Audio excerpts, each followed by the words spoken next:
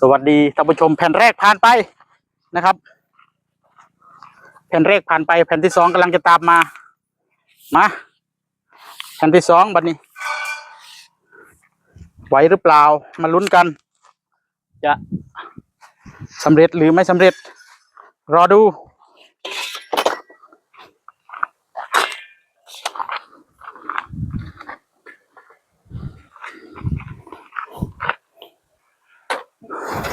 นี่เลยไทย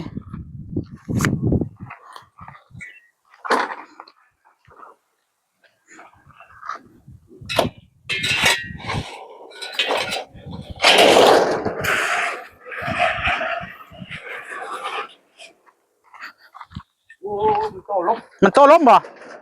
อย่าเฝ้าบายมันต้นล้มฮะมันโตล้มเดี๋ยวอย่าเฝ้าขึ้นหมุนบ่ถือคางได้เดี๋ยวเบิ้งสักก่อนเดี๋ยวถือกี่เนาะมามันโตบ่ขึ้นมามันโตล้ม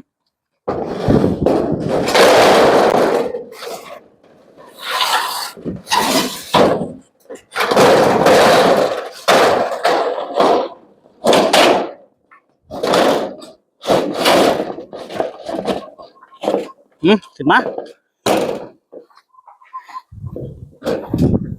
เอาว่างไว้ใส่หน้าเป็นนะบอกเขายิงทีละแผ่นเอานะย่านล่มมาตูดอันนี้สักก่อน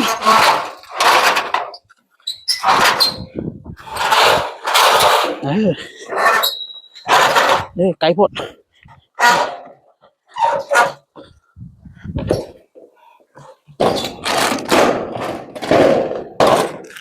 บ่แม่นมันสิแนบแล้วบ่นะแนบอยู่วะสุยบ่โอ้งั้นมันสิได้ฉากแล้วบ่นี่แต่เธอฮะเอาจับทางนั้นเอียงให้มันได้ฉากเอาไปยิงกันเด้อมันได้อยู่บ่ได้เลยบ่ยิงได้ฮะเดี๋ยวง่ายเดี๋ยวฮะไอ้ดันออกมันบ่ได้แล้ว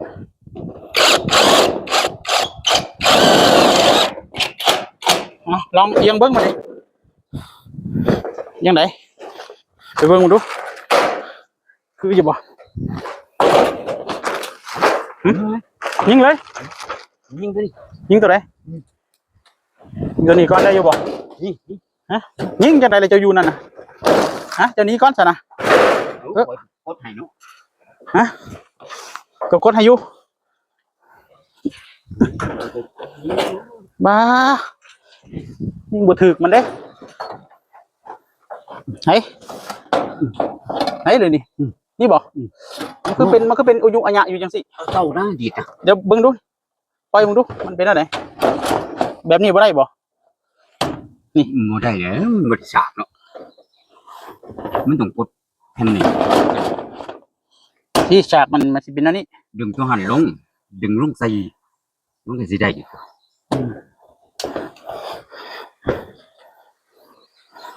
ไปชิ้นยิงก่อนไปมึงดู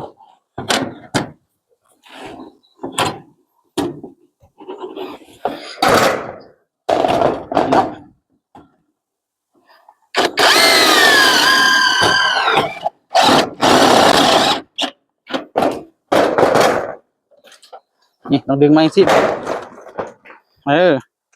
ค่อยยูออกกลับไปพุ่น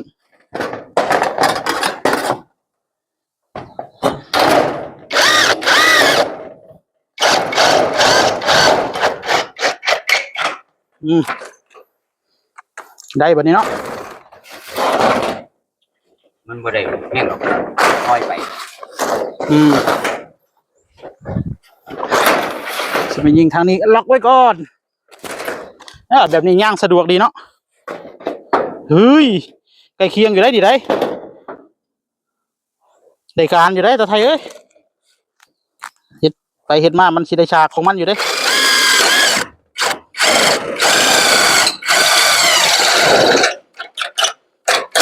แต่ไทยเรางงสู่ยิ่งจะไรคือเบรกอยู่สั่น เล็งก่อนจะเป็นคือจังตาไทย มันก็ยังแหลน แม่นบ่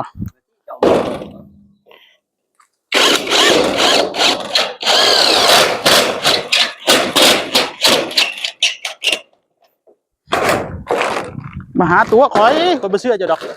ข่อยแล้วมันแลนอยู่ เอาเมื่อก็สิกดให้เบิ่งกดซื้อ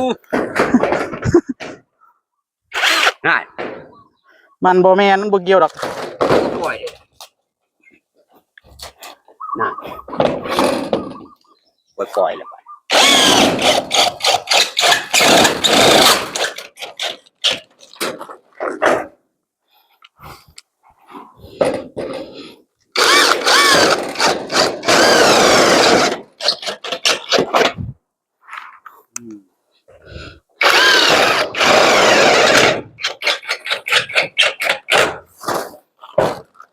ข่อยเฮ็ดคือได้ซั่นน่ะ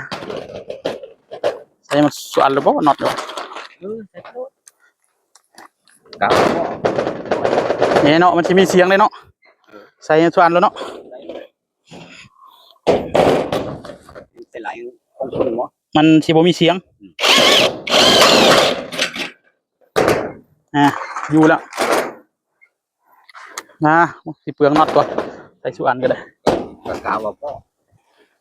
มันเหลืออยู่แล้วถุงหนึ่งสั่งมาเถอะ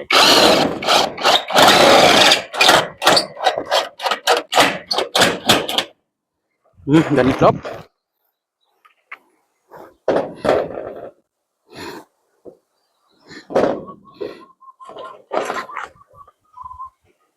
ลิงก่อนเดี๋ยวเป็นพี่เจ้า เป่าอยู่เจ้ามาเป็นว้าวเป่าเนี่ย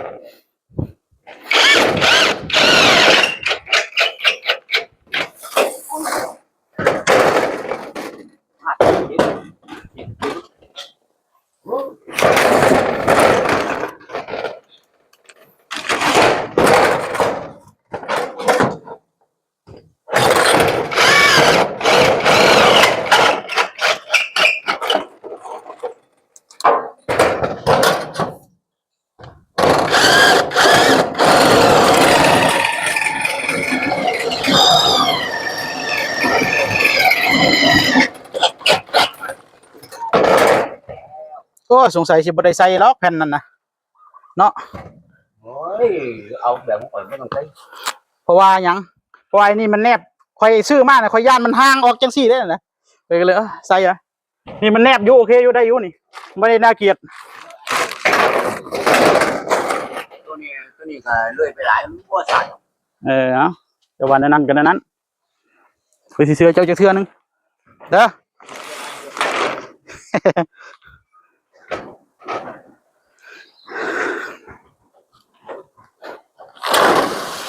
เดี๋ยวง่ายนางล้านก็เป็นยัง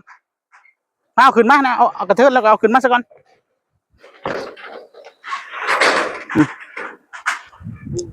ยังล่ะ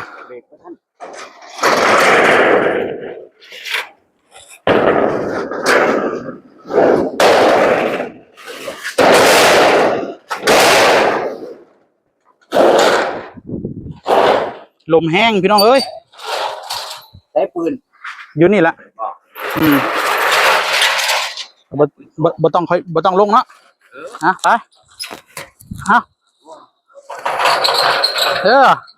ในการให้มันตรงๆกันเนี่ยนะนี่มันก็เป็นนั่นนี่โอเคไปขึ้นมาป่ะนี่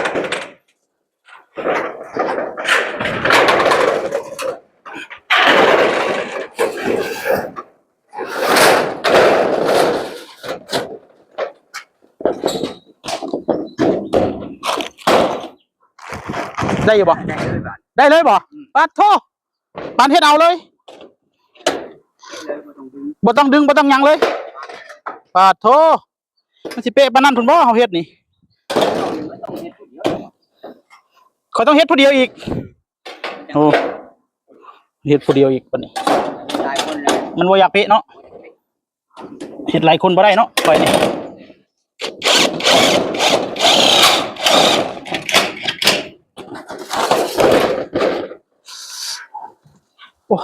แทงเขาแม่งนี่แล้วไอ้บันนี้เจ้าลงเลยแค่นี้แหละที่เจ้าขึ้นมานะ ไปอยู่น้ำแน่ อยาก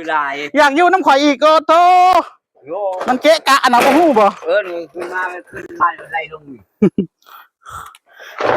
ขึ้นลงล่างล่างอย่างดื้อบ่ต้องเฮ็ดหยังเมื่อยคือกันเลย เจ้าว่านะ ขึ้นลงเนาะ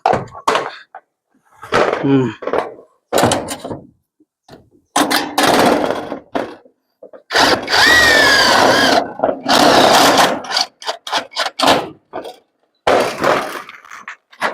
ไอ้คือเบรกอยู่เนาะ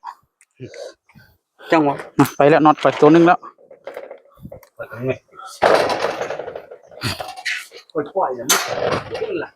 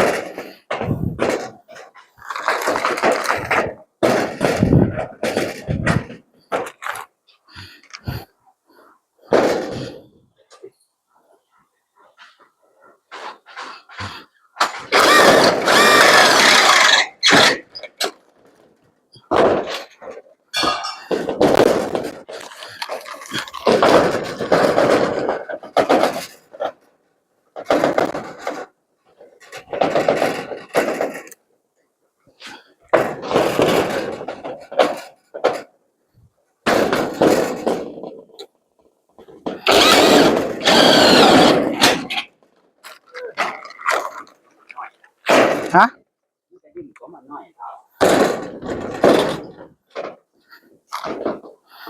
ชมมันน้อยเนาะ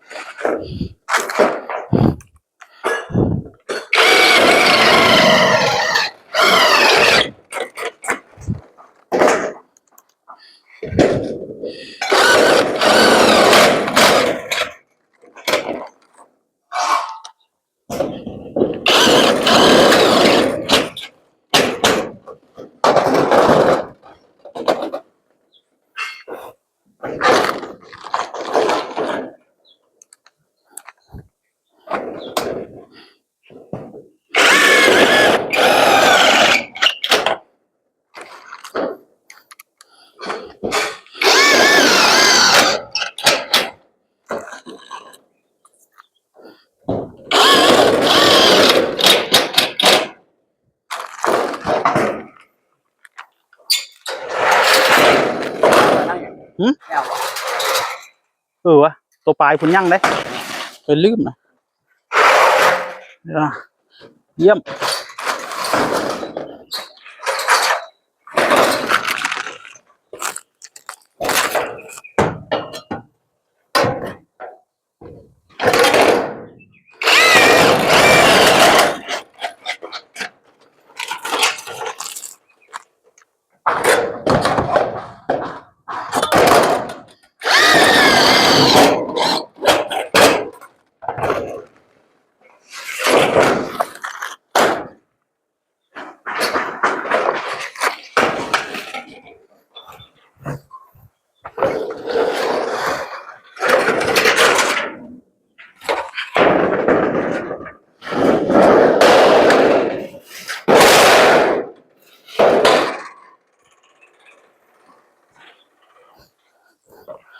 มันคือได้ฉากเนาะมันคือบ่คือเฮือนเนาะ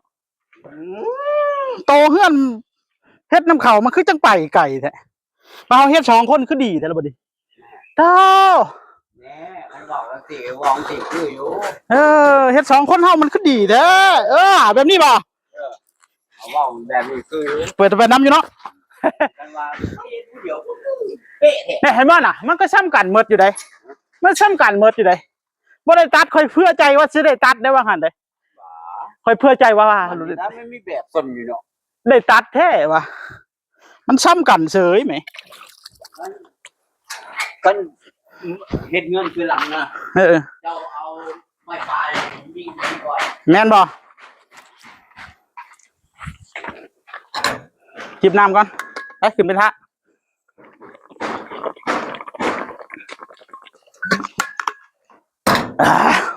ยิงอีกแผ่นนี่แหละกินข้าวก่อนเนาะ เจ้าว่าจังได๋เจ้าว่าจังซั่นน่ะ เอาดีมากไปเอานัดขึ้นไปแน่เด้อ